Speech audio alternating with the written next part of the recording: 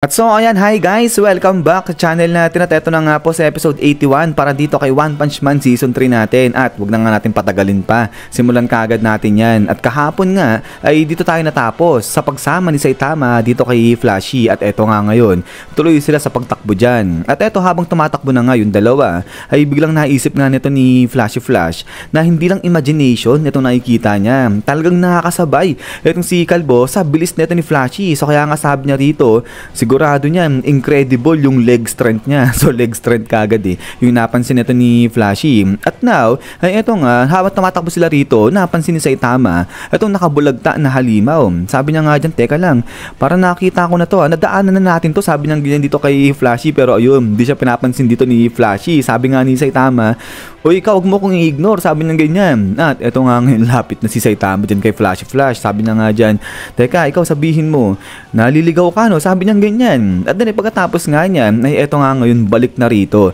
sa may surface, sa may support team natin. At eto, inuubos na lang nila yung mga halimaw dyan. At eto nga ngayon, sabi dito ni Needle Star, na tama yung hinala niya yung mga halimaw na tumatakas sa tumatakbo, mga may hinalan talaga yan. So kaya ito, sabi nga ni Feather, sigurado na tiyak na yung tagumpay nila. Pero yun, itong si Poison ay maya-maya napahinto siya kasi may napansin siya. At eto nga ngayon, napansin niya may halimaw na naglalakad at ayan, sin yan yung dumating rito. So eto ngayong si Green biglang nabagabag. Sabi niya nga dyan habang pinagmamasdan si Nyan na paano nangyari yun na merong isang halimaw na manggagaling dun banda sa direksyon na kung saan naglalakad ay ang si Nyan. Eh lahat nga raw ng mga dadaanan na pwedeng tagusan pa ng mga halimaw, sinarado na nila yan. So kaya ito ay parang natatakot etong si Green. At then maya pa eto nga biglang bumaril kagad dyan etong si One Shadow, tinira niya na ayang si Nyan. At eto pinagmamasdan lang niya yung bala na paparting sa kanya. At maya pa eto nga pinahaba na niyan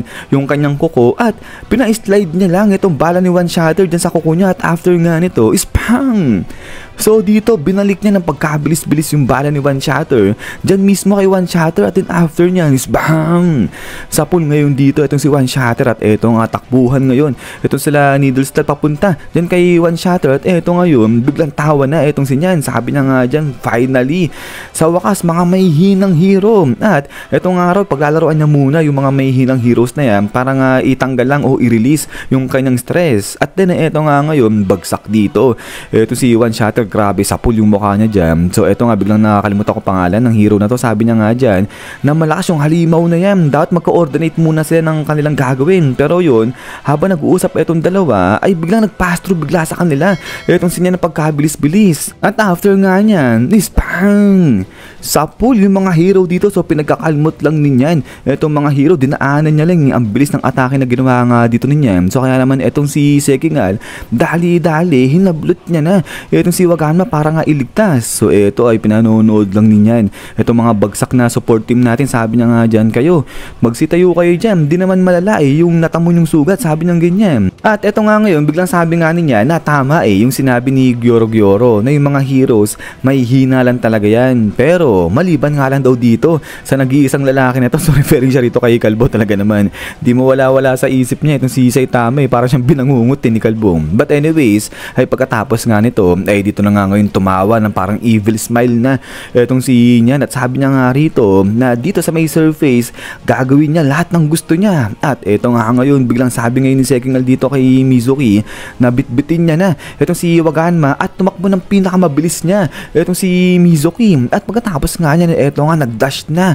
etong si Mizuki, dinala niya na nga dyan etong si Waganma. Pero eto nga maya biglang sumunod sa kanya si Nyan. Ang bilis nga rin niyan. So dito sabi nga niyan, oy teka lang, saan ka pupunta? Hostage namin yan So ito nagulat tuloy bigla dyan etong si Mizuki. But then eto nga aatakihin na ni Nyan ayang si Mizuki. Pero biglang dali-dali labas na etong si Futoshi para nga tulungan na etong si Mizuki. At then eto nga ngayon biglang hagis-hagis na ni Mizuki si Waganma kay Futoshi. Sabi na nga dyan, Futoshi eto saluhin mo. At then eto nga ngayon spang!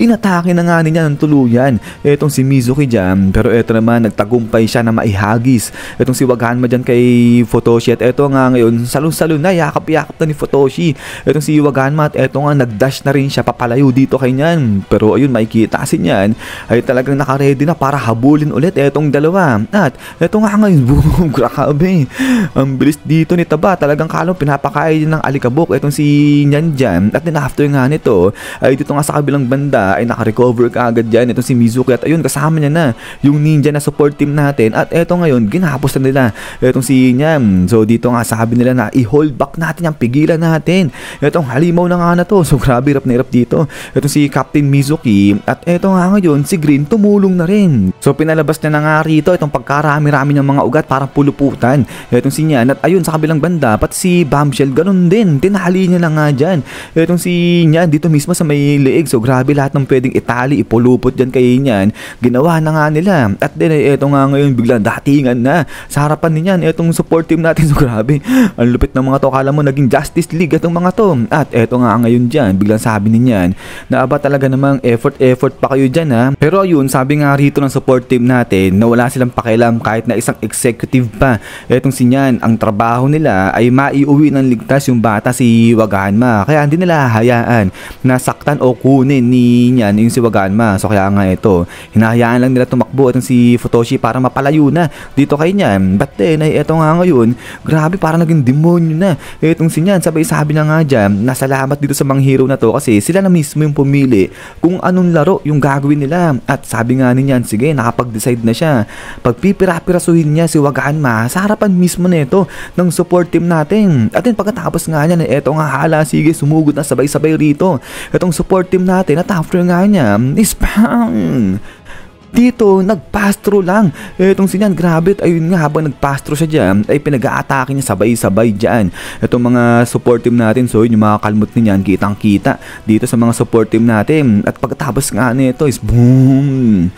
Dito sa pool lahat yung support team natin. Eto nga, bagsak sila, grabe, duguan etong support team natin. At eto nga si Wag Hanma, talaga nandilat yung mata niya, natakot siya rito kay Nyan. At eto nga yun, sabi nga dito ni Futoshi na wag mag-alala etong si Wag Hanma, maniwala siya sa lakas ng matataba. At eto nga ngayon, tingin-tingin etong si Nyan dun kay Futoshi at susundan niya na nga yan. Pero bigla nga may tumayo dito sa may likuran ni Nyan. At eto nga, umuusok-usok na yung binti nung nakatayo dito. At after nga Nyan, isyan guys, so hanggang dito lang pala itong sa episode 81 natin. At ayan, ay talaga namang grabe itong si Nyan. Executive pa man ding tinuring, pero mga gustong kalabanin lang, yung mga mahihina, binubuli lang yung mga mas mahihina sa kanya. Pero yun nga, ang lupit din ng action na nangyari dito. At yun nga guys, ay hintay-hintay lang para sa next na episode natin dito. At ayun pala, ay habang naghihintay kayo sa next episode natin, ay magta-try ako na maglagay-lagay na ng mga shorts dito guys sa YouTube natin. So tinatry ko, pinapractice ko yan o inaaral ko kung paano ginagawa yan. Sige naman, sa para may libangan kayo habang naghihintay dito